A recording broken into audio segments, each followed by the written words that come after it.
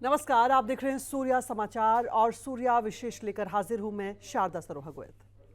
हरियाणा के पंच सरपंच पिछले कुछ दिनों से पंचायत मंत्री का विरोध कर रहे हैं। इनकी मांग थी कि 2 लाख रुपए तक के काम में ई टेंडरिंग की प्रक्रिया को खत्म किया जाए। नया साल आते ही सूबे के मुख्यमंत्री मनोहर लाल ने पंचायत प्रतिनिधियों को बड़ा तोहफा दिया है और अब पंच सरपंच 2 लाख तक के काम खुद करवा सकेंगे, वो भी बिना किसी टेंडर के निकाले हुए। आज हम चर्चा इसी बात पर करेंगे कि सरकार ने पंचायतों की राह को आसान कर दिया है। क्या अब पंचायत प्रतिनिधि गांव के विकास में अपनी भूमिका निभाएंगे? चर्चा की शुरुआत करें उससे पहले ये रिपोर्ट देखिए।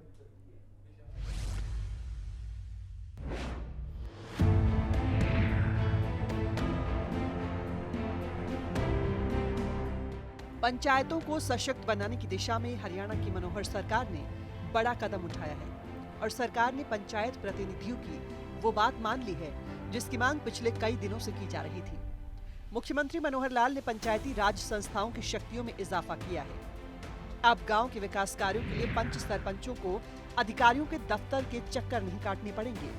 दरअसल सरकार ने 2 लाख रुपए तक के विकास कार्यों की प्रशासनिक स्वीकृति चुने हुए जनप्रतिनिधियों के माध्यम से करने का फैसला लिया है।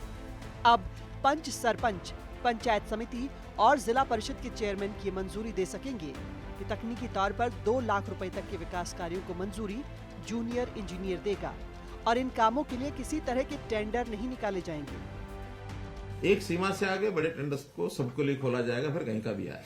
लेकिन 2 लाख से 25 लाख ये जिले के जितने भी कंट्रैक्टर हैं उनकी बड़ी संख्या होती है और सब लोकल करते भी रहते हैं। इसमें नए लोग भी आ सकते हैं। जो पहले कंडीशन लगाई गई थी कि इसका इतना होना चाहिए, उसकी कैपिटल होनी चाहिए, इतना काम का एक्सपीरियंस होना चाहिए, 3 साल पुराना होना चाहिए, तो नए लोगों को उसमें एंट्री नहीं मिलती है।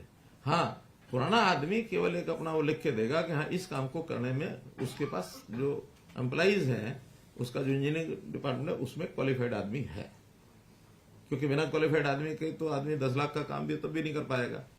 आपको बता दें कि 2 लाख रुपए से 25 लाख रुपए तक के कामों को तकनीकी मंजूरी एसडीओ देंगे।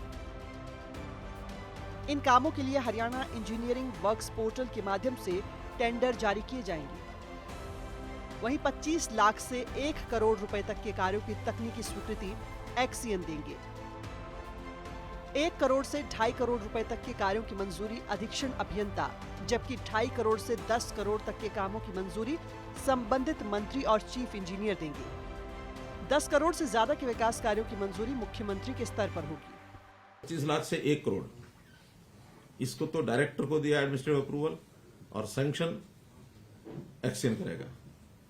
1 करोड़ से 2.5 करोड़ सेक्रेटरी एडमिनिस्ट्रेटिव अप्रूवल देंगे और एससी जो है वो उसको टेक्निकल अप्रूवल करेंगे।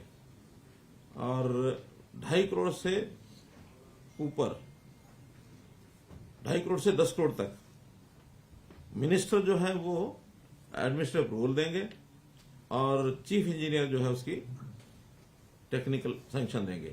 10 करोड़ से ऊपर इन्होंने अधिकार दिया है चीफ मिनिस्टर को कि 10 करोड़ से ऊपर ग्रामीण क्षेत्र का कोई भी काम ऐसा कराना होगा तो उसका administrative approval chief minister office जाएगा और टेक्निकल अप्रूवल वही चीफ इंजीनियर या ईआईसी नहीं बल्कि चीफ इंजीनियर, ईआईसी तो अगेन एडमिनिस्ट्रेटिव, हाँ, तो चीफ इंजीनियर वो देगा। तो ये सारा एक सिस्टम सेट किया है जिसके अंदर मुझे नहीं लगता कि किसी को कोई दिक्कत कठिनाई आएगी। इतना ही नहीं, अगर विकास कार्यों के लिए राशि कम पड़ती है और पंचायती राज संस्थाओं की मांग पर राज्य सरकार अतिरिक्त बजट प्रदान करती है तो 25 लाख रुपए से कम के काम के लिए राशि सीधे उन्हें दी जाएगी। 25 लाख रुपए से ज्यादा के काम ग्रामीण विकास विभाग की ओर से किए जाएंगे। चंडीगढ़ से सूर्या समाचार के लिए रवि चंदेल और राज ठाकुर की रिपोर्ट।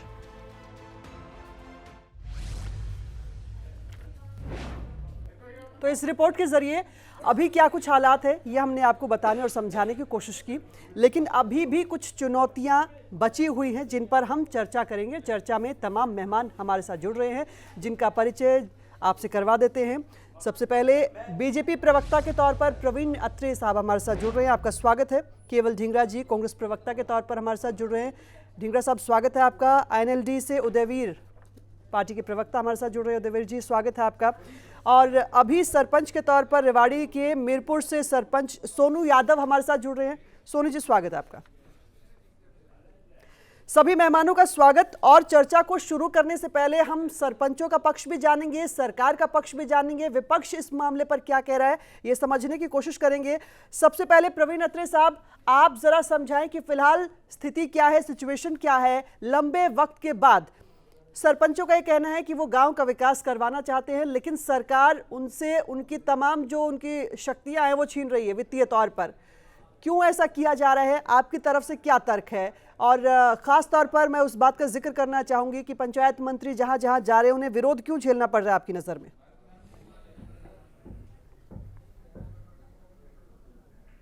देखिए, जहां तक ये कहना है कि सरपंचों की शक्तियां छीनी जा रही है, मुझे लगता है ये कतई ठीक नहीं है। क्योंकि सरकार का एकमात्र उद्देश्य है ट्रांसपेरेंसी। ट्रांसपेरेंसी बहुत जरूरी है, क्योंकि जो संसाधन हमारे पास है वो संसाधन इस प्रदेश की जनता के हैं, और सरकार का उद्देश्य है ये सुनिश्चित करना कि जो संसाधन जनता के हैं, जो पैसा जनता का है, वो जनता के लिए खर्च हो। लेकिन जो ये बात कही जा रही है कि सरपंचों से शक्तियां छीनी जा रही है, मुझे लगता है कि कल मुख्यमंत्री जी ने बाकायदा प्रेस कॉन्फ्रेंस में पूरी तरह से स्पष्ट कर दिया। बाकायदा सरकार ने तो सरपंचों को शक्तियां दी हैं, क्योंकि जो पैसा पंचायत के अंदर डेवलपमेंट के ऊपर खर्च होता है, देखिए सबसे बड़ी चीज जो सरकार की सोच को दर्शाता है, अगर आप जो बजट इस साल का पेश किया था माननीय मुख्यमंत्री जी ने, उस बजट पे अगर आप ध्यान दें तो ये तो वो सरकार है जिसने हरियाणा के इतिहास में पहली बार लगभग 37% बजट का कैपिटल एक्सपेंडिचर के लिए रखा।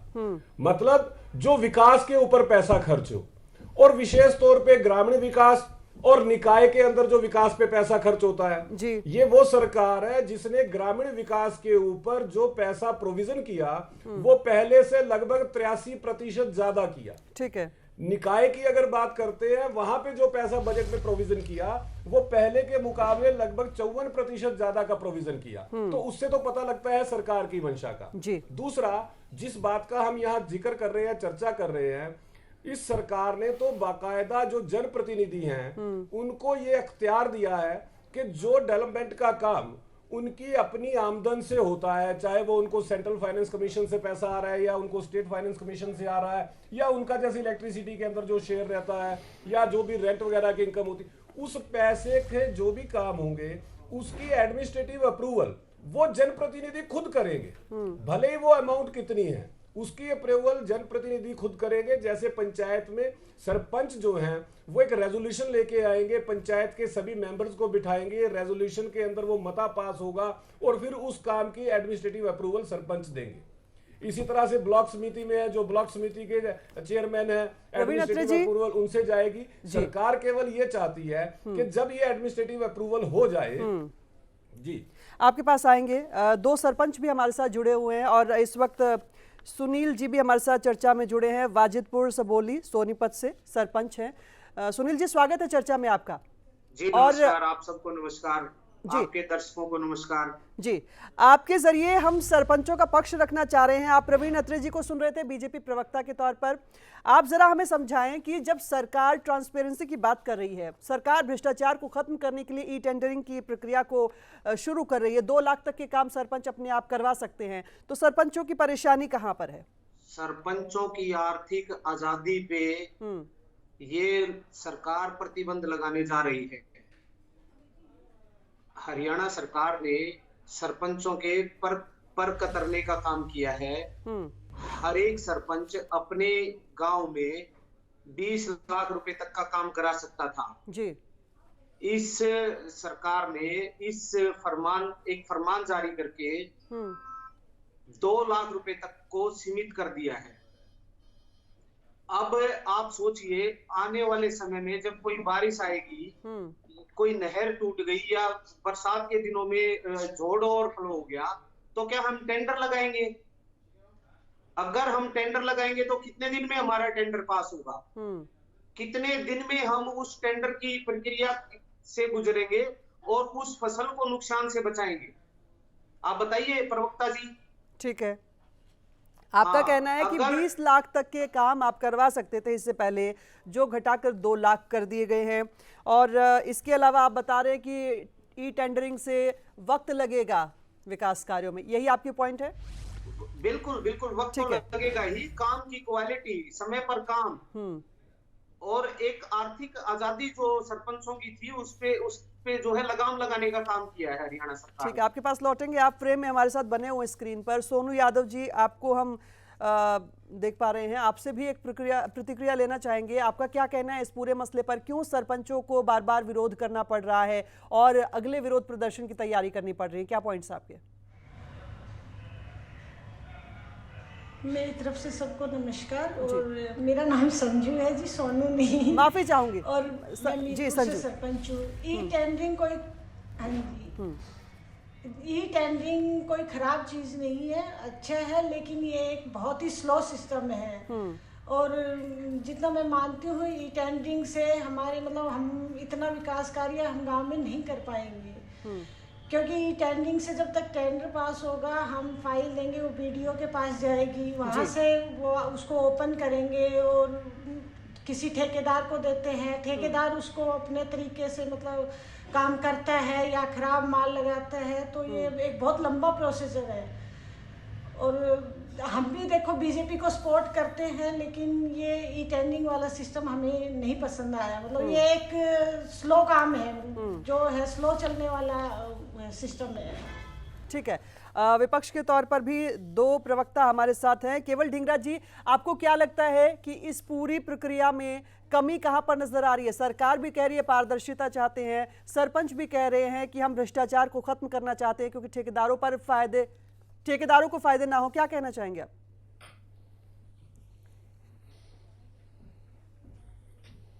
देखिए, जिस समय 2014 में हुड्डा साहब की सरकार थी तो 20 लाख रुपए सरपंचों को सीधे उनके काम के लिए सिस्टम था जो दिया जाता था। उसके बाद 2016 में जैसे खट्टर साहब की सरकार आई तो इन्होंने 20 लाख को घटाकर 10 लाख करने का काम किया। और फिर जब विरोध हुआ सरपंचों का और जिला परिषद के मेंबरों का, सभी का विरोध होने के बाद उसको दोबारा बरकरार फिर 20 लाख कर दिया गया। लेकिन अब जो है सरकार जो है इस सारे रूल को, लोकतंत्र को, सभी जो रूल्स हैं वो पंचायतों को उनका सिस्टम चेंज करने जा रही है, जिससे ई टेंडरिंग के माध्यम से अब उनकी शक्तियां तो छीन रहे हैं। आप और ये समझाएं, आपके हिसाब से ई टेंडरिंग पावरें से छीन फायदा रहे हैं। किसको हो रहा है? आप सरपंच की अगर पावर छीनोगे, फायदा किसको हो रहा है केवल ढींगरा जी आपके लिहाज से? देखिए, ई टेंडरिंग से फायदा नहीं हो रहा, नुकसान हो रहा है। इससे फायदा नहीं हो रहा, इससे नुकसान हो रहा है। नुकसान हो रहा है गांव को। गांव को नुकसान ऐसे होगा कि गांव के जो काम है वो रुक जाएंगे। और उन कामों को रुकने से क्या होगा, लंबे पड़ते हुए काम जो है सरकार, ठीक है, विकास कार्यों में देरी होगी। आपके पास लौटेंगे। प्रवीण अत्रे जी, आप कुछ कहना चाह रहे हैं? आपकी छोटी सी प्रतिक्रिया, उसके बाद इनेलो के पास चलेंगे। प्रवीण अत्रे जी, सुनिए, नहीं, आपके पास लौट रहे हैं। शारदा जी, एक सेकंड, केवल ढींगरा जी एक पॉइंट पर बात करेंगे, एक पॉइंट पर। सबसे पहला सवाल यही सरपंचों की तरफ से उठाया गया है, विकास कार्यों में देरी होगी ई टेंडरिंग की वजह से। प्रवीण अत्रे जी का रिएक्शन चाहेंगे।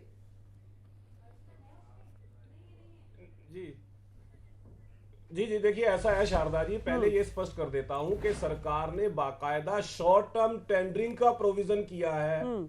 25 लाख तक के जो काम है उनका जिला स्तर पे शॉर्ट टर्म टेंडरिंग का प्रोविजन है। नहीं, और उसमें जो नए कॉन्ट्रैक्टर है वो भी पार्टिसिपेट कर सकते हैं। नहीं, इसके अंदर उसको कहां से परमिशन लेनी पड़ेगी? ढींगरा जी, आपको अगर जानकारी नहीं है तो बीच में डिस्टर्ब ना करें। परमिशन कहां से लेनी पड़ेगी? लौटेंगे सवाल पर। परमिशन सरपंच की पावर तो खत्म कर दी ना। केवल ढींगरा जी सवाल पर लौटेंगे, क्योंकि सरपंचों की तरफ से पक्ष रखा गया है। मैं उस पर सवाल पूछूंगी प्रवीण अत्रे जी से। अपनी बारी पे बोल लेना। प्रवीण अत्रे जी, फिलहाल हम इस टेंडरिंग की प्रक्रिया के वक्त पर बात करेंगे। तो पहले शॉर्ट टर्म टेंडरिंग का प्रोविजन किया गया। जी, तो मैं वही कह रहा हूं कि बाकायदा शॉर्ट टर्म टेंडरिंग का प्रोविजन किया गया है। डिस्ट्रिक्ट लेवल पे शॉर्ट टर्म टेंडरिंग होगी, नए कॉन्ट्रैक्टर भी उसमें पार्टिसिपेट कर सकेंगे।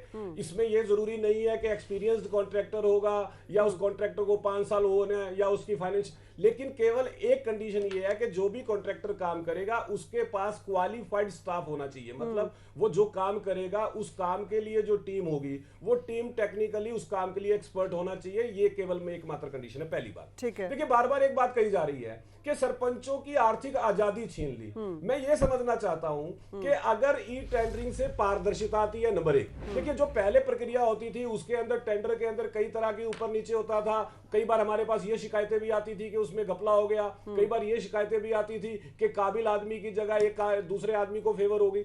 ई टेंडरिंग में इस तरह का कुछ नहीं हो सकता, पहली चीज। दूसरी चीज time bound short term tendering. तीसरी चीज जो बड़ी इंपॉर्टेंट है, जो चुने हुए प्रतिनिधि होते हैं उनका काम होता है विकास के कार्यों का सुपरविजन। अभी मैं सुन रहा था वो कह रहे थे कि अगर खराब क्वालिटी का काम होगा तो कौन जिम्मेवार होगा। खराब क्वालिटी का काम कैसे हो सकता है अगर चुना हुआ जनप्रतिनिधि उसका सुपरविजन कर रहा है। आप और मुझे सबसे बड़ी नहीं, बात, एडमिनिस्ट्रेटिव प्रवीण अत्रे पावर जी, तो चुने हुए प्रतिनिधि आप के मुझे पास है। साधारण शब्दों में एडमिनिस्ट्रेटिव पावर आम जिनके इंसान के पास तौर पर है। मैं ये समझना चाहती हूं कि ई टेंडरिंग में यानी ठेकेदार जो होंगे वो इस पूरे काम की जिम्मेदारी लेंगे, लेकिन उसकी क्वालिटी पर बात होगी तो वो सरपंच से सवाल किया जाएगा, यही है? क्योंकि आप कह रहे हैं कि सरपंच को से सवाल नहीं किया जाएगा। पहले समझिए, जब ई टेंडरिंग होती है, ई टेंडरिंग के अंदर टर्म एंड आरोप ये है प्रवीण अत्रे जी, आरोप ये लग रहा है कि इससे ठेकेदारों को फायदा होगा। किस ठेकेदार को टेंडर मिलेगा, कैसे मिलेगा, उस पर भी सवाल उठ रहे हैं जो सरपंचों की तरफ से उठाए जा रहे हैं। जी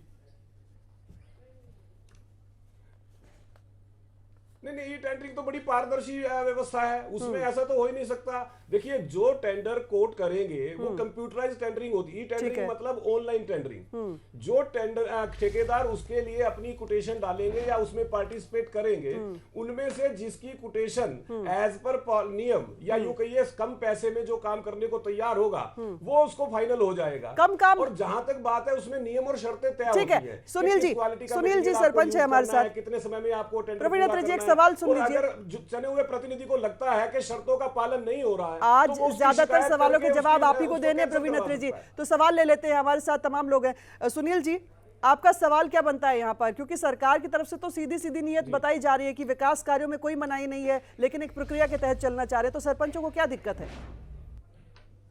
और ई टेंडरिंग के जरिए बड़े बड़े ठेकेदारों को फायदा पहुंचाने के लिए ये ई टेंडरिंग व्यवस्था शुरू की गई है। एक मलाई खाने की बात शुरू की गई है।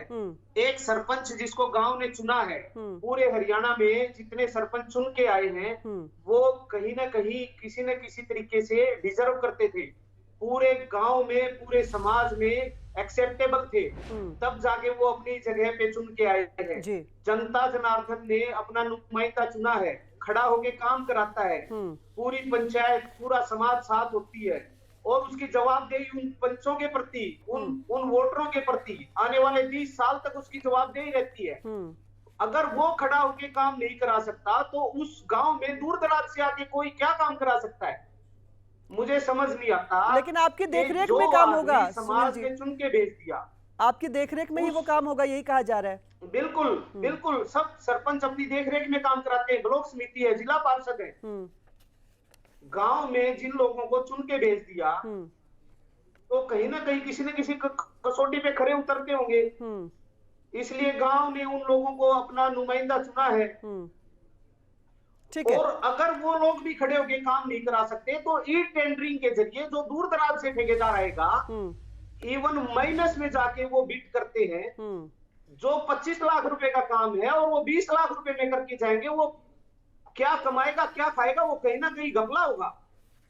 इसी बात पर एक छोटा सा रिएक्शन प्रवीण अत्रे जी से लेते हैं। प्रवीण अत्रे जी, आप एक छोटा सा रिएक्शन इस बात पर दीजिए, उसके बाद उदयवीर जी के पास चलेंगे, उनसे समझने की कोशिश करेंगे कि वो इस पूरे मामले को कैसे देख रहे हैं। ये 25 लाख का काम अगर कोई 23 लाख में करने का दावा करता है तो उसमें क्या क्वालिटी से समझौता नहीं होगा? टाइम दे रही हैं आप, लेकिन सवाल जो है वो सुन नहीं रही। आ रहे केवल ढींगरा जी आपके पास आ रही है। नहीं देखिए, ऐसा 25 लाख का काम अगर 23 लाख या 22 लाख में करने की बात हो रही है। शारदा जी, जो भी आदमी व्यापार करता है जी जी जी जी जी देखिए मैं वही कह रहा हूँ, जो भी आदमी व्यापार करता है, चाहे वो ठेकेदार है चाहे इंडस्ट्रियलिस्ट है, कोई भी नुकसान का काम तो कोई करता नहीं है, ये तो हम सभी जानते हैं। ठीक है। अगर मान लो 25 लाख का काम है और कोई ठेकेदार -3 लाख पे तैयार हो जाता है, यानी कि 22 लाख पे काम करने को तैयार हो जाता है, तो मुझे लगता है कि प्रतिनिधि को तो खुश होना चाहिए कि आपका 3 लाख रुपया बच रहा है, आपका काम 22 में हो रहा है। और अगर क्वालिटी में वो कंप्रोमाइज करता है तो सुपरविजन के लिए आप बैठे हो। अगर आपको कहीं भी डाउट होता है कि क्वालिटी कंप्रोमाइज आ रही है तो आप तुरंत कंप्लेंट करके उसका काम रुकवा सकते हो, ये अख्तियार आपके पास है।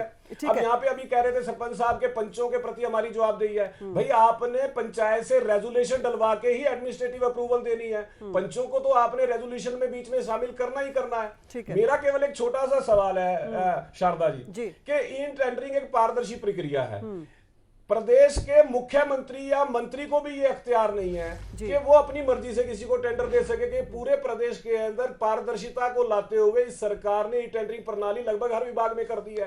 तो जब एक मंत्री और मुख्यमंत्री तक को अख्तियार नहीं है, तो जो इस इकाई का सबसे छोटा जनप्रतिनिधि है वो ये कहता है कि ये अख्तियार मुझे दे दो, मैं जिस मर्जी को टेंडर दूं और जिसको ना दूं। आपको लगता है कि ये बात सही है भाई? और दूसरी बात, आप कहते हैं बड़े बड़े ठेकेदारों को फायदा होगा। मैं पहले स्पष्ट कर चुका हूं कि शॉर्ट टर्म टेंडरिंग होगी, जिला स्तर पे टेंडरिंग होगी, नए ठेकेदार भी पार्टिसिपेट कर सकेंगे। मैं बड़ा स्पष्ट कर चुका हूं और सरकार स्पष्ट कर चुकी है। तो ये कहना कि बड़े ठेकेदारों को फायदा होगा, मुझे लगता है ये भी लॉजिकल बात है। उदयवीर जी, आपका रिएक्शन? मैं एक बात बताना चाहता हूँ, जो सरपंच जिस गांव से बिलोंग करता है।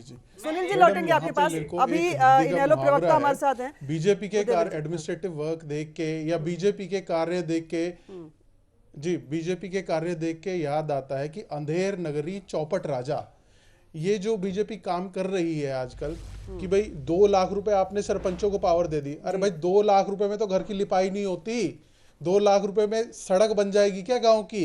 2 लाख रुपए में तो गांव की नाली नहीं बनती।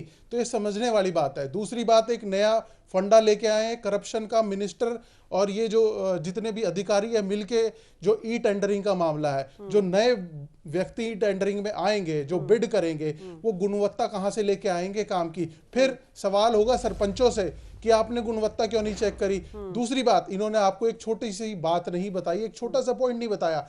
जो ये कह रहे हैं ना 25 लाख के, जो 25 लाख से कम 23 लाख में टेंडर भरेगा तो हमें खुश होना चाहिए, 2 लाख रुपए बचेंगे। आपको इन्होंने एक बात और नहीं बताई, अधिकारियों के पास एक प्रोविजन है, एक पावर है कि टेंडर को 28% तक इंक्रीज करने का। जिसको इन्होंने टेंडर देना होगा नए व्यक्ति को, उसे 22 लाख में टेंडर देके ये 28% तक टेंडर बढ़ा सकते हैं। क्या ये सरकार ने इस बात पे अपना मंशा स्पष्ट करी? नहीं करी, क्योंकि सरकार को नए नए तरीके ढूंढने हैं कि कैसे सरपंचों की पावर छीनी जाए, कैसे ज्यादा से ज्यादा माल अंदर किया जाए। ये बात करते हैं विकास की, मैं ये पूछना चाहता हूं, सरपंचों की नाराजगी सरकार झेलने के मूड में हो, कर्ज दिखता है, क्या आपको लगता है कि सरपंचों की नाराजगी कि सीएम की कितनी, सीएम ने आज तक कितनी घोषणाएं करी और उसमें से कितनी पूरी हुई? हमारी जो बेरोजगारी दर है वो कहां तक जाती जा रही है? आप ये देखिए ना, बेटी बचाओ बेटी पढ़ाओ का आंदोलन का नारा दिया था और आज अपने मंत्री को ही बचाने में उदयवीर जी उस पर आएंगे, उस पर आएंगे। केवल ढींगरा जी, आप केवल ढींगरा जी आपका रिएक्शन मिल लेते हैं। केवल ढींगरा जी, ठीक है, उदयवीर जी आपके पास लौटेंगे। सरपंच बिल्कुल सही सरकार का विरोध कर रहे हैं और ऐसा करना भी चाहिए। उदयवीर जी लौटेंगे आपके पास। केवल ढींगरा साहब शिकायत कर रहे थे कि वक्त नहीं दे रहे हैं, लेकिन बीजेपी जो है, बीजेपी नहीं, आप हमसे सवाल लीजिए ना, फिर आंसर दें। सवाल, क्योंकि सवाल जो है वो एक बार ले और तीन बार इनको आंसर देने के लिए, मतलब ठीक है केवल जी, क्योंकि जवाब तो सरकार से ही मांगे जाएंगे केवल जी, और जवाब उनको देने हैं तो जाहिर तौर पर उनको ज्यादा वक्त मिल जाएगा। लेकिन आपका सवाल क्या है? क्योंकि ई टेंडरिंग से सरकार का यह मानना है कि भ्रष्टाचार खत्म हो रहा है, तो आपको विपक्ष के तौर पर क्यों लग रहा है कि इससे और ज्यादा भ्रष्टाचार बढ़ेगा?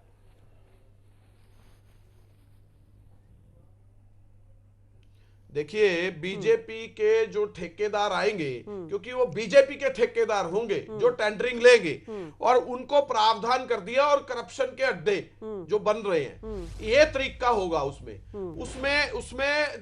सरपंच तो अपने घर पे बैठा होगा और जो ठेकेदार होगा वो बीजेपी के अपने आदमी ठेकेदार होंगे जो इस तरह से काम करेंगे। इसी तरह की योजनाएं बीजेपी आप कैसे कह सकते हैं? ये तो पूरी प्रक्रिया बीजेपी के लोग ही ठेकेदार बने समझा रहे हैं इस करप्शन को अड्डे।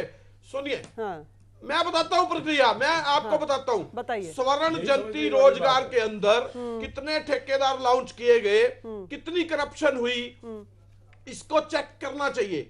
और उसके बीच में कई फंक्शन किए गए जिसमें कुरुक्षेत्र के अंदर जो फंक्शन किए गए धार्मिक फंक्शन, उसके अंदर हेमा मालिनी को 10 लाख रुपए दिए गए, मनोज तिवारी जो इनके बीजेपी के एमपी हैं और हेमा मालिनी बीजेपी के एमपी, उनको 10-10 लाख रुपए दिए गए। वो किस बिना पे दिए गए? नाच गाना डांस करने के लिए। आप समझिए एक बीजेपी के एमपी को किस तरह से पैसे दिए जाते हैं। दूसरी बात, सरपंच गांव के लोगों के काम करवा सकता है, लेकिन जो एक्सपर्टाइज बीच में बिठाएंगे, जो ये बता रहे हैं एक्सपर्टाइज टीम जो है फैसला करेगी, और उनको शॉर्ट टर्म दिया जाएगा, ये दोनों में घपला है। एक्सपर्टाइज टीम में क्या करेगी? जो सरपंच है उनके ऊपर तो लाइन लगा देगी कि ऐसे काम नहीं करना है आपने, और अपनी मर्जी से जो टेंडरिंग लेंगे ठेकेदार, उसके अंदर करप्शन का अड्डा खुलेगा और सरपंचों का नुकसान होगा। सरपंच अपने इलाके में अपने लोगों से, अपने गांव के लोगों से काम करवा सकता है, वो काम नहीं करवा पाएगा, क्योंकि अगर सरपंच अपने गांव के लोगों के साथ काम करवाएगा तो उनका भी भला हो जाएगा। लेकिन ये भला नहीं होने देंगे, ये एक ऐसे ठेकेदारों को काम देंगे जो करप्शन का अड्डा बनेगा और उन लोगों को फायदा होगा, और बीजेपी वही पैसे लूट के अपने पास ही रख लेगी। ठीक है, अब रिएक्शन करने की तैयारी है। ठीक है, रिएक्शन ले लेते हैं। दो सरपंच हमारे साथ हैं। शारदा जी, प्रवीण अत्री जी, जरा इस बात का जवाब दीजिए। जी जी जी जी जी। नहीं शारदा जी, मैं पहले कांग्रेस के प्रवक्ता का जवाब दे देता हूँ। पहले सरपंचों से राय लीजिए इस बात जो मैंने बात कही है वो सही है या गलत है। आपको एक बात बता बिल्कुल देना ले रहे चाहता हूँ, हैं केवल जी, ये काम तो मुझे करने दीजिए। मेरे ये कुछ काम मुझे सवाल करने है दीजिए। बीजेपी के प्रवक्ता से। जी कॉन्ट्रैक्टर जो जी शारदा जी, मेरे कुछ सवाल हैं बीजेपी के प्रवक्ता से। पहली बात ये है, जो भी ई टेंडरिंग आप होगी, लोगों ने जो सवाल किए कुछ क्लियर नहीं हो रहा, उदयवीर जी, केवल ढींगरा जी, उनके जवाब पहले लेते हैं, उसके बाद दोबारा सवाल लिए जाएंगे सरपंचों से भी, आपसे भी। पहले उनका जवाब ले लेते हैं। एक साथ इतने सवाल इकट्ठे हो जाएंगे तो शायद एक का भी जवाब नहीं मिल पाएगा। प्रवीण अत्री जी, आपने तमाम सवाल खुद भी सुन लिए होंगे, मैं एक बार फिर से दोहरा देती हूँ। सीधे सीधे आरोप ये है कि भ्रष्टाचार और ज्यादा बढ़ाने का तरीका अपना लिया है।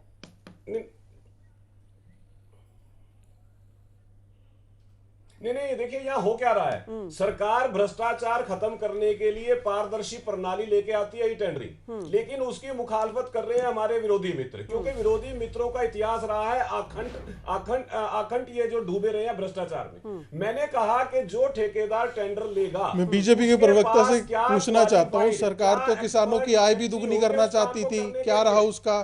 सरकार तो 3 काले कानून भी लेके आई, क्या रहा उसका?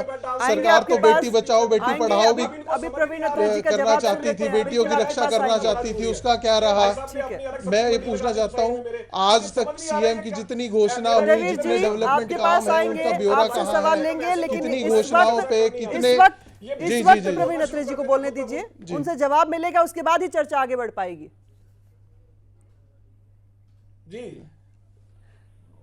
जी, मैं ये कह रहा हूं कि ई टेंडरिंग प्रणाली एक पारदर्शी प्रणाली है। पहली चीज तो ये है कि बीजेपी के अपने ठेकेदार आ जाएंगे। जब ई टेंडरिंग प्रणाली से टेंडर होता है शारदा जी, उस वक्त किसी भी कॉन्ट्रैक्टर को ये नहीं पता होता कि मेरे अलावा कौन आगे बिडिंग कर रहा है। जिस सरपंच को गांव ने चुना, जिस सरपंच के सहयोग आपकी पार्टी के साथ रहते हैं या सरकार के साथ रहते हैं, उन सरपंचों पर क्यों भरोसा नहीं है? सबसे पहला सीधा सवाल मेरे ख्याल से यही लग रहा होगा।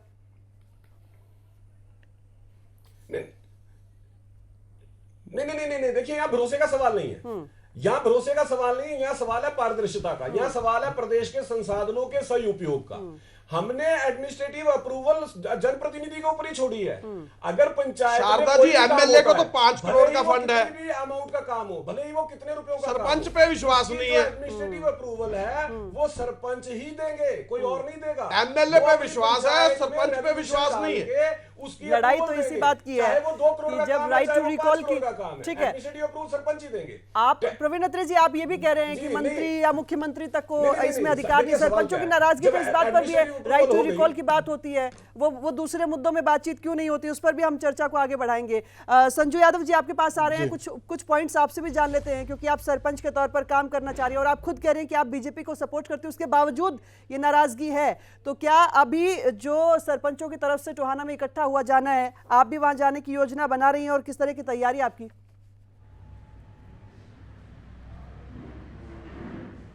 हाँ, ये जो है बीजेपी की तरफ से भी हम बीजेपी को सपोर्ट करते हैं और हमें भी मतलब ये नहीं ठीक लगा कि जो गांव हमें चुनता है, जिस गांव को हम पे भरोसा है, मतलब उनसे उनकी पावर ही छीन ली जाए तो नहीं अच्छा लगता। तो इसका यही है कि भाई अगर कोई सरपंच भ्रष्टाचार करता है तो उस पर कानून उसका वो करेगी भी ये, लेकिन ये टेंडरिंग वाला सिस्टम हमें पसंद नहीं आया। 15 जनवरी को क्या आप भी टोहाना जा रहे हैं? वहां के लिए क्या तैयारी है? हाँ, टोहाना जा रहे हैं, उसके लिए तैयारी वही है कि भाई जो सब सरपंच मिलके जो करते हैं मतलब हम उनके साथ हैं, हर तरह से साथ हैं, लेकिन ये टेंडरिंग का सिस्टम है ये लागू नहीं होना चाहिए। ठीक है, आप सभी हमारे साथ स्क्रीन पर बने हुए हैं। एक छोटी सी प्रतिक्रिया मैं सुनवाना चाह रही हूं, आप बने रहे हमारे साथ। आपको बता दें कि मुख्यमंत्री मनोहर लाल ने आज एक बार फिर से ये साफ किया है कि पंचायत समितियों के बजट को मंजूर करने का काम इन्हीं संस्थाओं को दिया गया है। जल्द ही गांव के विकास के लिए बजट जारी भी कर दिए जाएंगे। क्या कुछ मुख्यमंत्री ने कहा, आपको सुनवा रहे हैं।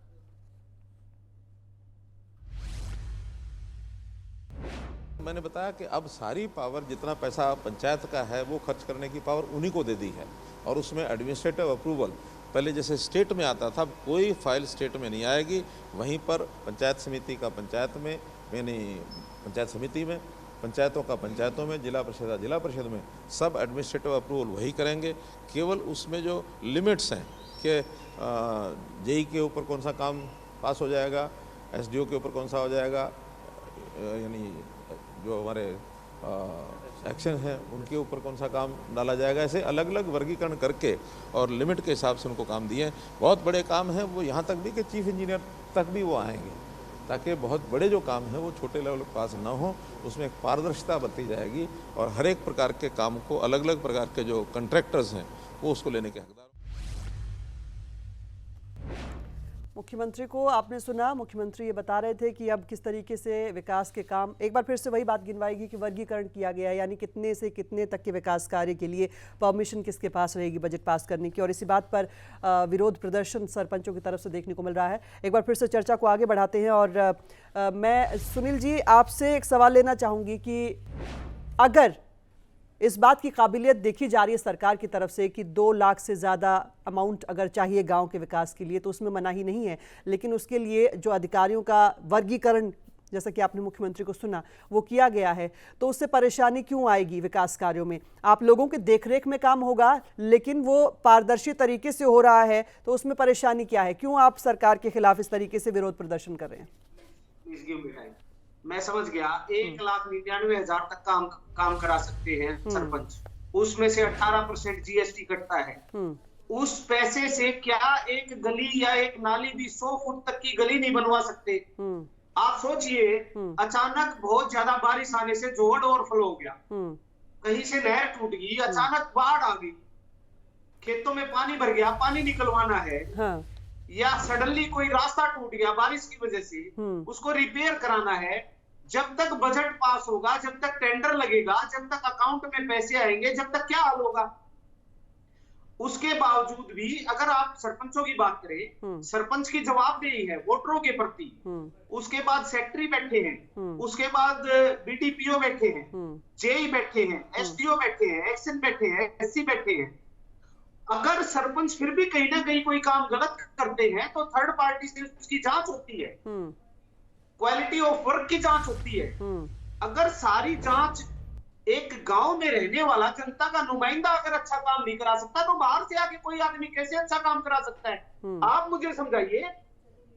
मैं इस मंच के माध्यम से सरकार से पूछना चाहता हूं कि मैं मेरे गांव में रहता हूं, अगर मैं मेरे गांव का अच्छे से काम नहीं करा सकता तो बाहर से कोई आदमी आगे कैसे करा देगा? ठीक है, मैं ये जानना चाहता हूं। जी प्रवीण अत्रे जी, शायद बहस वहीं पर अटकी हुई है। सरकार की तरफ से जो रिएक्शन बार बार मिल रहा है, वो आपकी तरफ से प्रतिक्रिया भी मिल रही है हमें। जी जी जी नहीं देखिए, यहाँ पे कहीं नहीं अटकी हुई बहस, केवल बात को ना समझना, मैं ना मानू वाली बात है। पहली चीज तो ये है कि ये खुद ये कह रहे हैं कि 2 लाख तक का काम सरपंच करवा सकता है, ऐसा नहीं है। मुख्यमंत्री जी ने भी स्पष्ट किया, मैं भी कह रहा हूं कि जो एडमिनिस्ट्रेटिव अप्रूवल है, चाहे वो काम 2 करोड़ का है, एडमिनिस्ट्रेटिव अप्रूवल उसकी चुना हुआ प्रतिनिधि ही करेगा, सरपंच ही करेगा, पहली चीज।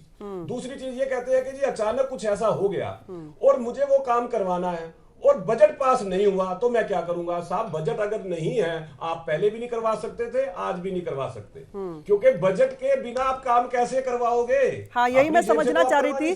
तो आपको सरपंचों के इस सवाल में समस्या क्या नजर आ रही है प्रवीण अत्रे जी? करने के लिए जी देखिए, समस्या नहीं समझ रहा है, कोई समस्या नहीं है, कंफ्यूजन है, केवल मात्र कंफ्यूजन। यहां पे हो ये रहा है कि सरकार ने एडमिनिस्ट्रेटिव अप्रूवल का अख्तियार दे दिया चुने हुए प्रतिनिधि को। जो टेक्निकल अप्रूवल है, जो पहले प्रदेश में जाती थी, जिसमें समय लगता था, सरकार ने वो टेक्निकल अप्रूवल भी अलग अलग स्लैब में बांट दी। जेई से लेके एससी तक, चीफ इंजीनियर तक, उसकी स्लैब्स बना दी कि अगर 2 लाख तक का काम है तो सरपंच और जेई मिलके कर लेंगे, अगर 25 लाख तक का काम है तो एसडीओ और सरपंच मिलके करेंगे। केवल सरकार ने ये किया कि टेक्निकल अप्रूवल 25 लाख तक की एसडीओ को दे दी, एडमिनिस्ट्रेटिव अप्रूवल सरपंच के पास ही है। अगर 25 से 1 करोड़ तक का काम है तो उसकी टेक्निकल अप्रूवल एक्सीएन को दे दी, एडमिनिस्ट्रेटिव अप्रूवल सरपंच के पास ही है। इनेलो पार्टी को शुरू से ही उदयवीर जी गांव की पार्टी के तौर पर जाना जाता है और बात गांव के विकास की हो रही है। ठीक है अत्रे जी, उदयवीर जी आप अपना जरा रिएक्शन दीजिए। आपने तमाम बातचीत सुनी, सरपंचों की तरफ से सवाल भी सुने। जी मैं आपको जी जी जी जी जी शारदा जी, मैं आपको एक बात बता देना चाहूंगा। जो सरपंच साहब कह रहे हैं वो बिल्कुल सही बात कह रहे हैं, और मैं आपको एक और बात आपके माध्यम से बीजेपी प्रवक्ता को और बीजेपी पार्टी को समझाना चाहूंगा। जो हरियाणा है वो एक ग्रामीण क्षेत्र है जिसमें 7,800 के आसपास गांव हैं, और अगर हरियाणा को डेवलप करना है तो उन गांवों को डेवलप करना पड़ेगा, और अगर उन गांवों को डेवलप करना है तो सरपंचों को पैसा खर्च करने की पावर देनी पड़ेगी, तभी हरियाणा डेवलप होगा। जो कि चौधरी देवीलाल से लेके ओम प्रकाश चौटाला से लेके सभी अभय सिंह चौटाला जी कर रहे हैं। मैं आपको एक और बात कह देना चाहूंगा कि अगर सरपंच टेक्निकलिटीज में पड़े रहे, टेंडरिंग में पड़े रहे, तो एक अगर टेंडर को अगर उसकी फाइल पूरी करने को उसकी टेक्निकलिटी में 6 महीने निकलते हैं तो 5 साल में कितने काम होंगे?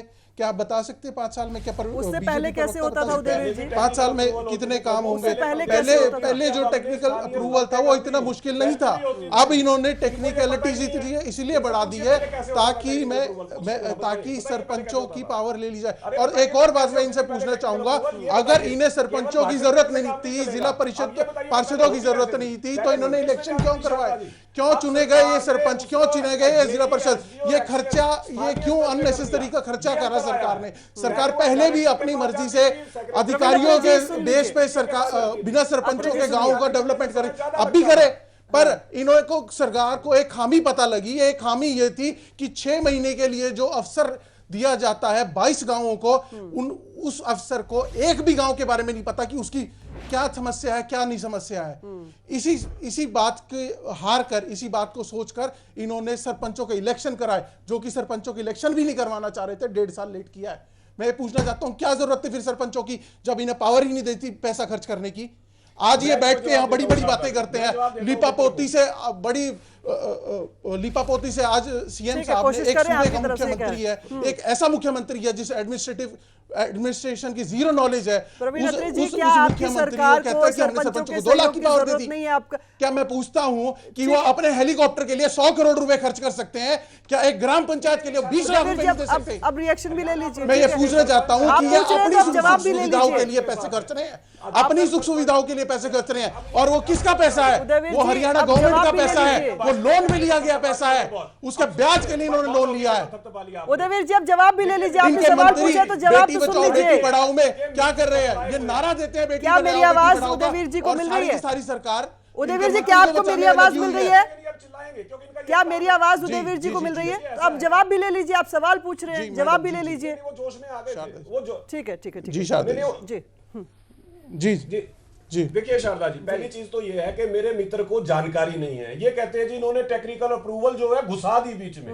इनको शायद यही नहीं पता कि टेक्निकल अप्रूवल तो हर सरकारी काम की होती है, पहले प्रदेश में फाइल जाती थी, अब स्थानीय। मेरे को ये लगता है, मेरे मित्र हैं परवीन अत्रे जी, बीजेपी प्रवक्ता, इन्हें समझाना पड़ेगा ई टेंडरिंग का प्रोसेस क्या होता है, कि पहले टेंडर लगता है, टेंडर लगने के बाद उसकी टेक्निकलिटी होती है, उसका देखा जाता है कितने का टेंडर है, कैसे अप है, कैसे डाउन है, उसके बाद टेंडरिंग होती है। और उसके बाद भी ऐसे व्यक्ति को टेंडर देना जिसको कोई एक्सपीरियंस नहीं है, वो क्या गुणवत्ता लेके आएगा उस काम में। जो ये कह रहे पारदर्शिता है, वो कैसी पारदर्शिता है? हाँ वो पारदर्शिता है, वो सिर्फ एक पैसा खाने की पारदर्शिता है। और ये आज से नहीं ऐसा कर रहे, 8 साल से इस सूबे को, हरियाणा को, प्रदेश को लूट रहे हैं। पर ये आज ये सारे के सारे, ठीक है, एक एक पॉइंट को हम डिस्कस करना चाह रहे हैं, क्योंकि जो सरपंच लगातार विरोध प्रदर्शन कर रहे हैं, जो सरपंच ये दावा कर रहे हैं कि वो गांव का विकास करना चाहते हैं, उनकी समस्याएं कहां पर हैं, सरकार के तर्क क्या पर हैं, मैं उन सभी पॉइंट्स पर एक एक करके डिस्कस करना चाहती हूं। तो मैं आप तीनों से खास तौर पर ये गुजारिश करूंगी कि एक एक करके अपनी अपनी बातचीत रखने की कोशिश कीजिए। केवल ढींगरा जी, अब सिर्फ केवल ढींगरा जी से बातचीत की जाएगी कुछ देर के लिए।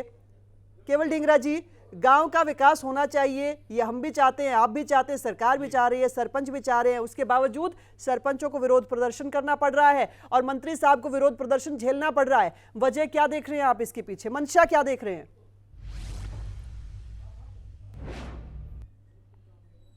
देखिए, हम भी चाह रहे हैं, आप भी चाह रहे हैं, सरपंच भी चाह रहे हैं, पर बीजेपी की सरकार नहीं चाह रही है।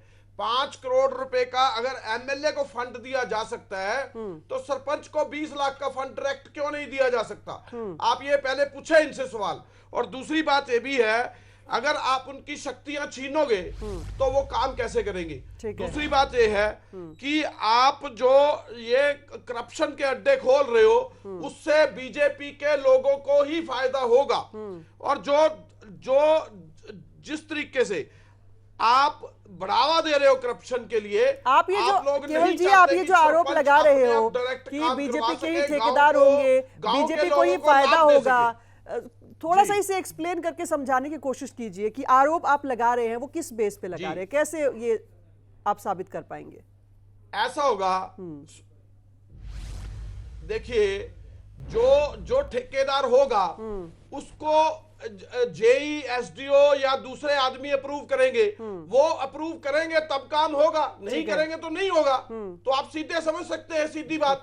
इससे ज्यादा क्लैरिटी और मैं क्या बताऊं आपको, समझ आ भी रही है फिर भी नहीं सुन रहे। नहीं, मुझे समझ में आ रही है, आप दोनों पक्ष हैं, दोनों पक्षों से बातचीत पहले भी यही सवाल किया था। ठीक है, डायरेक्ट पैसे, बिल्कुल, इस बात पे जवाब लीजिए इनसे। ठीक है, ले लेती हूं। कर रहे हैं इस तरह का काम। अब जवाब ले लो प्रवीण अत्रे जी, क्यों नहीं दे रहे? प्रवीण अत्रे जी से जवाब ले लेती हूं। 5 करोड़ की पावर दी जा सकती है। केवल जी, मैं सवाल ही तो आपसे ले रही हूँ, जवाब तो अत्रे जी को ही देने हैं, क्योंकि वो सरकार की तरफ से अपना पक्ष रख रहे हैं। अत्रे जी, बीजेपी के ही ठेकेदार हो जाएंगे, बीजेपी के ही ठेकेदारों को अप्रूवल मिलेगा, भ्रष्टाचार का नया अड्डा खुल रहा है। बताइए जरा, ऐसे कैसे? देखिए, ऐसा है, भ्रष्टाचारियों को कितनी परेशानी हो रही है, जैसे व्यवस्था पारदर्शी होती जा रही है, भ्रष्टाचारियों को कितनी परेशानी हो रही है आपको दिख ही रहा है। देखिए, पहली चीज, जो विधायकों को विधानसभा क्षेत्र के लिए 5 करोड़ रुपए देने की जो बात है, वो कोई विधायक की जेब में नहीं जाते, वो उसका भी ऐसे ही एस्टीमेट बनता है। जो ये टेक्निकल अप्रूवल का जिक्र हो रहा है ना, कि जेई नहीं देंगे, एसडीओ नहीं देंगे, सरपंच के भी जेब में नहीं जाते। सरपंचों के भी तो 20 लाख थे ना, सरपंच के भी जेब में नहीं जाते, सरपंच की भी जेब में नहीं जाते, सरपंचों के 20 लाख बनाने की। सुनिए, गलत कह रहे हैं, मैं वही बता रहा हूँ। नहीं, अरे आप समझिए शारदा जी, पहले समझ लीजिए। ठीक है, ये जो इधर घोल रहे, जलेबी बना रहे, दे दिया कि केवल ढींगरा जी ये 20 लाख रुपए आप अपने हाथ में लीजिए, आप इसका जो मर्जी कीजिए। उसमें क्या होता है कि चाहे उसके अंदर सरकारी कर्मचारी है, सरकारी अधिकारी है या कॉन्ट्रैक्टर है, संशय की स्थिति बनी रहती है। इस तरह की बहुत शिकायतें आती रही हैं, लगातार आती रही हैं। हमने क्या किया कि आपके पास 20 लाख रुपया है लेकिन वो अकाउंट में है, आप केवल एक प्रपोजल बनाएंगे, एक रेजोल्यूशन बनाएंगे, वो रेजोल्यूशन आप पास कर देंगे कि ये काम करवाना है, यानी कि फॉर एग्जांपल सड़क बनवानी है। फिर उसका टेक्निकल अप्रूवल जाएगा जेई के पास या एसडीओ के पास, वो उसका एक एस्टीमेट बनाएगा कि ये सड़क कितने रुपए में तैयार होगी, ये उसकी टर्म एंड कंडीशन बन गई। यही तो बात विपक्ष की तरफ से, सरपंचों की तरफ से उठाई जा रही है। अत्रे जी, आप मुझे ये बता दीजिए कि क्यों आपके क्यों आपके खिलाफ सरपंच जा रहे हैं और सरपंचों की नाराजगी झेलने के मूड में हैं आप लोग? क्या ये नाराजगी इतनी आसान लग रही है आपको नहीं, कि हर सरपंच जगह नहीं जा रहे हैं। पहले शारदा जी इस बात को समझिए। यही सवाल तो नहीं, विपक्ष शारदा जी। की तरफ से किया जा रहा है कि जो जेई नहीं करेंगे। शारदा जी, पहले तो इस बात को समझिए, हरियाणा प्रदेश के सरपंच, हाँ। सुन लीजिए ना, हरियाणा प्रदेश के चाहे सरपंच की बात करें, चाहे ब्लॉक समिति सदस्यों की बात करें, चाहे पंचायत समिति सदस्यों की बात करें, भारतीय जनता पार्टी के साथ है, सरकार के साथ है। यही कारण है कि हरियाणा के अंदर अधिकतर सरपंच हमारे हैं। जितने अभी जिला परिषद लेकिन जो चेयरमैन बन सरपंच रहे हैं वो हमारे अभी बन रहे डिबेट में हैं, बात कर ब्लॉक रहे हैं समिति कि वो आपको चेयरमैन सपोर्ट हमारे भी बने करते हैं, हैं, उसके बावजूद हमारे आपसे खिलाफ नहीं नाराज है। हैं। लेकिन विपक्ष, आपने सुना संजू जी से? नहीं, मैं 100% देखिए, सुनिए। हाँ। नहीं, देखिए, सुनिए पहले। मैं सुन रहा हूं, बिल्कुल सुन रहा हूं, जवाब भी दे रहा हूं। देखिए, विपक्ष का ये प्रयास जरूर है, क्योंकि जिन लोगों की टेंडेंसी रही है कि 1 रुपया भेजे 15 पैसे पहुंचते या 85 पैसे बीच में खा जाते थे, उन लोगों की टेंडेंसी तकलीफ में आ गई है, क्योंकि पारदर्शिता जैसे जैसे बढ़ रही है वैसे वैसे वो तकलीफ दे में है। एग्जाम्पल देता हूं, जिस वक्त डीबीटी हरियाणा में जो डायरेक्ट बेनिफिट ट्रांसफर सीधा खाते में जाना शुरू हुआ, हरियाणा सरकार का लगभग 1000 करोड़ रुपया सालाना बचना शुरू हो गया, जो इस तरह के लोगों की जेब में जाता था, जो लोग बैठ के यहाँ पे चिल्ला चिल्ली कर रहे हैं। ये वही तो लोग हैं जो लगातार हरियाणा की जनता के पैसे को लूटते रहे। लेकिन सरकार ने ऐसी व्यवस्था बना दी कि ये चाह के भी नहीं लूट सकते, इसलिए इनको ज्यादा परेशानी हो रही है। हम केवल पारदर्शिता चाहते हैं, हम चाहते हैं कि काम पारदर्शी तरीके से हो, काम अच्छा हो, बेहतर हो।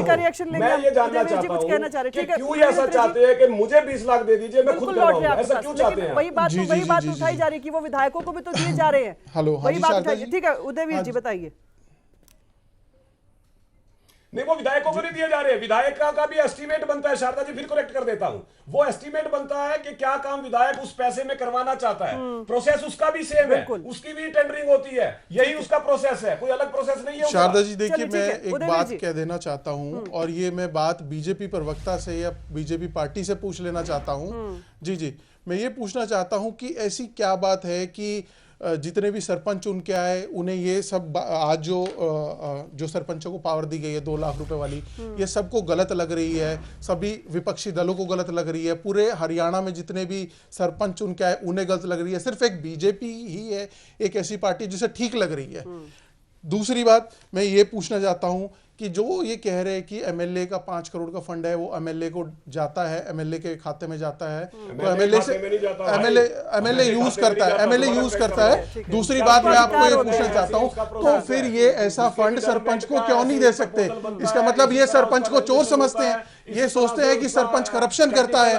देखिए, मैं आपको ये बता देना चाहूंगा, और बीजेपी को ये समझना चाहिए, जो राजनीति है हरियाणा की राजनीति का सबसे छोटा यूनिट, सबसे छोटा यूनिट सरपंच होता है, ये हम भी जानते हैं। और कई बार जो ये कह रहे हैं, इतनी बड़ी बड़ी बातें कर रहे हैं, कई बार इस तरह की शिकायतें भी मिलती हैं। मैं खुद इतने सालों से देख रही हूं हरियाणा से जुड़ी खबरें, कई बार इस तरह की शिकायतें भी मिलती हैं कि वहां पर बिल्कुल विकास के काम में धांधली हुई, जो सरपंचों को पैसा लगाना था जहां लगाना था वहां नहीं लग पाया। तो इस लिहाज से हो सकता है कि सरकार की तरफ से ये एक नया तरीका अपनाया गया हो, किसी भी तरीके से इस तरह की लापरवाही ना हो, इस तरह की धांधली। शारदा जी देखिए ऐसा है, मैं आपको एक बात बता देता हूं, कि अगर कहीं धांधली होती है तो उसकी प्रॉपर इंक्वायरी होनी चाहिए। क्या इनके मिनिस्टर धांधली करते हैं या किसी से छेड़खानी करते हैं, क्या उसकी इंक्वायरी नहीं होती? क्या मैं आपसे एक और बात पूछ लेना चाहता हूं, चल रही है, वो एक अलग मुद्दा है, उस पर हम बहस कर भी चुके हैं, आगे भी करते रहेंगे। 1000 करोड़ रुपए हरियाणा का बच गया। फिर हरियाणा ने लोन की किस्त देने के लिए, ब्याज देने के लिए क्यों लोन लिया? जब हरियाणा सरकार इतने अच्छा एडमिनिस्ट्रेटिव वर्क कर रही है, इतने अच्छे से काम कर रही है कि हरियाणा का पैसा बचा रही है, फिर ये लोन की किस्त का ब्याज देने के लिए भी लोन ले रही है। मैं हैरान हूं इस बात से, एक ऐसी सरकार जो सरपंचों को गलत मानती है, सरपंचों को चोर समझती है, वो बीजेपी सरकार है जो ऐसा है। सरपंचों मैं ये नहीं समझ पा रहा शारदा जी, सरपंच कह रहे हैं कि अगर हम टेक्निकलिटीज में पड़ गए, जो इन्होंने बताया कि टेंडर का ये प्रोसेस है, अगर उस प्रोसेस से गुजरने लग गए तो 6 महीने से पहले कोई टेंडर नहीं होगा, 6 महीने पहले कोई टेंडर नहीं होगा, जैसे कि सरपंच साहब कह रहे थे कि बारिश में बाढ़ आ गई। अभी इसी विषय पर रहते हैं, रिपीट करने का कोई फायदा नहीं है। सुनील जी, मेरी आवाज सुन पा रहे हैं आप? जहां तक मेरी जानकारी है कि सभी सरपंच जो हैं टोहाना में 15 तारीख को इकट्ठे होंगे और तैयारी ये की जा रही है कि 23 जनवरी को विरोध प्रदर्शन कैसे किया जाएगा या अपनी बात को मनवाने के लिए किस तरह का दबाव बनाया जाएगा।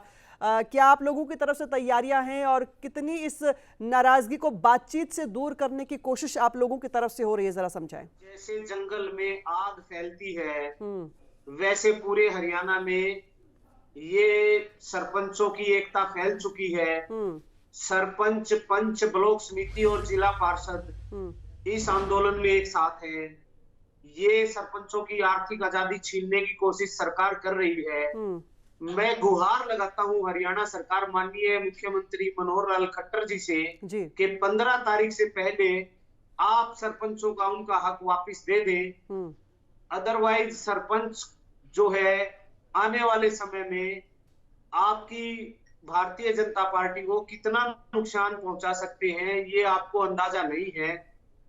मैं अत्री जी से ये पूछना चाहता हूं, अगर गांव में कभी गए हो और आपने गांव का माहौल देखा है तो आपको पता चलेगा कि पंचायतें कितना काम करती हैं और कितनी ईमानदारी से काम करते हैं। आज भी गांव के लोग गोबर के टुकड़े पे रोटी सेक के खाते हैं। इतने ईमानदार और सच्चे इंसान आज भी हैं। नहीं, जहां तक मेरी जानकारी है प्रवीण अत्रे साहब को ये बात तो पता होगी, गांव को उन्होंने भी देखा ही होगा। सुनील जी, चलिए उनसे एक आखिरी रिएक्शन ले लेते हैं, क्योंकि बार बार अत्रे साहब आपको ये बताना पड़ रहा है कि ट्रांसपेरेंट सिस्टम रखने के लिए ये प्रक्रिया अपनाई जा रही है। उसके बावजूद अगर आपको लग रहा है कि ये सिर्फ कन्फ्यूजन है सरपंचों को, इसीलिए विरोध प्रदर्शन झेलना पड़ रहा है, तो इस कन्फ्यूजन को दूर करने के लिए सरकार की तरफ से कुछ कदम उठाए जा सकते थे, वो क्यों नहीं हो रहा है?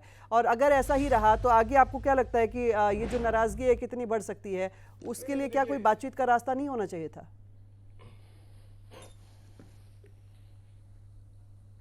नहीं, देखिए शारदा जी, मैं यहाँ पे अगर चर्चा करने आया हूँ तो आया इसीलिए हूँ कि ये कंफ्यूजन दूर हो, ठीक है, बात समझ में आए।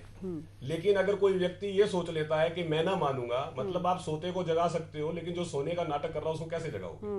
पहले सरपंच साहब को ये बता देता हूँ, इन्होंने जो पूछा है कि मैं पता नहीं गाँव में गया हूँ या नहीं गया हूँ, भाई मैं पैदा शहर में नहीं हुआ था, मेरा बचपन गाँव में बीता है और जितना गाँव को आप जानते हैं उतना ही मैं भी जानता हूँ। और मैं ये भी जानता हूं कि पंचायतें बहुत ईमानदारी से काम करती हैं। हमने कभी नहीं कहा कि सभी पंचायतें बेईमानी से काम करती हैं। चुने हुए प्रतिनिधि हैं, ईमानदारी से काम करते हैं। लेकिन जो ये शिकायतें लगातार आती रही कि फला पंचायत में धांधली हो गई, फला जगह पे नाली नहीं बनी, फला जगह पे सड़क नहीं बनी, वो भी तो कोई लोग होंगे जिन्होंने ऐसा किया होगा। और मेरा सवाल केवल ये है, आप बार बार एक बात कर रहे हो कि सरपंचों की आर्थिक आजादी, सरपंचों की आर्थिक आजादी। क्या सरपंच आर्थिक आजादी के लिए चुनाव लड़ते हैं? जहां तक मैं मानता हूं, कोई भी व्यक्ति चुनाव लड़ता है जनता की सेवा के लिए, वो किसी आर्थिक आजादी के लिए नहीं लड़ता। और आर्थिक आजादी किसी ने छीनी नहीं। आपके पास सारे अप्रूवल्स, जो एडमिनिस्ट्रेटिव अप्रूवल है उसका अख्तियार आप ही के पास है, सरकार ने आपसे लिया नहीं है। सरकार केवल ये चाहती है कि जो पैसा है वो पारदर्शी ढंग से लगे, सही जगह लगे, उसके लिए सरकार ने एक व्यवस्था बना दी। मैं अभी ये नहीं जान पा रहा हूं कि ई टेंडरिंग का विरोध क्यों, एक पारदर्शी व्यवस्था का विरोध क्यों? शायद ये जो लोग प्रवीण अत्रे जी, शायद ये वाला पॉइंट आपने कहा विरोध क्यों, हंस रहे होंगे। ये वाला पॉइंट शायद केवल ढींगरा साहब समझाना चाह रहे हैं, केवल ढींगरा साहब समझाना चाह रहे हैं। प्रवीण अत्रे जी, एक बार केवल ढींगरा साहब समझाना चाह रहे हैं, शायद बताइए। देखिए, ये पंचायती सिस्टम को सुनिए, ये जो खट्टर साहब है पंचायती सिस्टम को खत्म क्यों करना चाहते हैं इस बारे में तो बता नहीं रहे। आप बता दीजिए। एमएलए के लिए 5 करोड़ रुपए तो सीधे, सुनिए, और सरपंचों के लिए ये अलग कानून क्यों? उनके बारे में जब एमएलए के लिए कानून अलग और सरपंचों के लिए कानून अलग, ये तो बता नहीं रहे क्यों? ये बताइए ना कि एमएलए के लिए कानून अलग और सरपंचों के लिए कानून अलग, ये क्यों? ये बीजेपी की सरकार है, एमएलए के लिए कानून अलग, सरपंचों के लिए कानून अलग। प्रवीण अत्रे साहब, मैं इसी बात का जिक्र करना चाह रही थी, करने के लिए ये सरकार लगी हुई है। एमएलए के लिए अलग मैं स्पष्ट कर चुका हूं। इसी बात का मैं जिक्र करना चाह रही थी कि जब ये नियम बनाया गया कि सरपंच पढ़े लिखे होंगे, विरोध उस वक्त भी किया गया था, लेकिन अब जब ये कोशिश हो रही है कि हर बजट के हिसाब से उस वर्ग का अधिकारी डिसाइड करे कि किस तरह से काम होने हैं, तो उसमें ये विरोध झेलना पड़ रहा है और इस विरोध के पीछे तमाम अलग अलग तर्क दिए जा रहे हैं। जिस पर शायद समाधान की कोशिश बातचीत के जरिए होनी चाहिए। यही कोशिश हमने सूर्य समाचार के तौर पर की है। एक आखिरी रिएक्शन संजू जी आपसे लेना चाहूंगी मैं। आप जरा हमें समझाएं कि आप बीजेपी की सपोर्टर होने के नाते ये कह रही हैं कि वो बीजेपी को सपोर्ट भी कर रहे हैं लेकिन इस ई टेंडरिंग से नाराज भी है। क्यों नाराज हैं? क्या आप आखिर में अपनी जो समस्या है वो समझा पाएंगी या अपना मैसेज जो है वो कन्वे कर पाएंगी कि सरपंचों की नाराजगी है या सिर्फ कंफ्यूजन है? जी हाँ, हाँ मैं बीजेपी की सपोर्टर हूँ और मैं ई टेंडरिंग के खिलाफ इसलिए हूँ क्योंकि ई टेंडरिंग से बहुत स्लो काम होगा। अगर एक फाइल 6 महीने लग जाएगी उसको सोल्व करने में, तो 5 साल में हम कितना काम करवा पाएंगे। और जब गांव हमें चुनता है तो वो हम पर भरोसा करता है। अगर कोई भ्रष्टाचार करता है तो उसके लिए पूरे गांव उसकी सजा क्यों भुगतेगा? ठीक है जी, बहुत बहुत शुक्रिया आप सभी मेहमानों का हमारे साथ चर्चा में जुड़े और तमाम सवालों का जवाब देने की कोशिश की, समझने की कोशिश की इस मुद्दे को। आप सभी का एक बार फिर से मैं शुक्रिया अदा करना चाहती हूं क्योंकि इंतजार इसी बात का हो रहा है कि गांव के विकास की बात होगी। सरकार की तरफ से जो कोशिशें हैं वो अलग तरीके से रखी जा रही है, सरपंचों की तरफ से जो शिकायतें हैं वो अलग तरीके से रखी जा रही है। आने वाले वक्त में इस पूरी समस्या का समाधान क्या होगा इस पर भी सूर्य समाचार पर लगातार बातचीत जारी रहेगी। फिलहाल सूर्य विशेष में इतना ही। आप बने रहे सूर्य समाचार के साथ। नमस्कार।